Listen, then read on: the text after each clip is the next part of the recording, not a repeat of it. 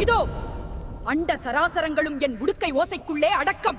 எவனடா இங்கே என் பிள்ளையின் முன்னே அதர்மத்தின் நிழலை வீச துணிந்தவன்? ஊரே உன்னை கண்டு ஏளனமாக சிரித்தாலும், உறவுகளே உன்னை உதறித் தள்ளினாலும், இந்த மகா காளியின் மடியில் உனக்கு எப்போதும் இடமுண்டு.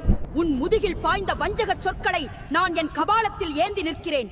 உன்னை சிதைக்க நினைப்பவன் என் பாதத்தில் நசுங்கிச் சாம்பலாவான். இருளைக் கண்டு நீ அஞ்சாதே.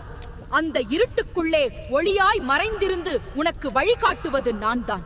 விதியின் சுழற்சியை மாற்றி எழுத என் ஒரு துளி கோபம் போதும்.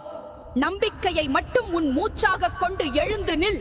உன்னை அழவைத்தவர்கள் என் உருட்டு விழி பார்வையில் பொசுங்கி போகும் காலம் வந்துவிட்டது. உன் முன்னே தடைகளாக இருப்பவை எல்லாம் என் சூலாயுதம் பட்டு தூசியாக சிதறும். உன் குலம் காக்க நான் ருத்ர தாண்டவம் ஆடுவேன். பயத்தை எரித்துவிட்டு பாய்ந்து வா. உன் வெற்றி கொடியை நானே ஏந்தி பிடிப்பேன். இது கபாலினியின் மாறாத சத்திய வாக்கு.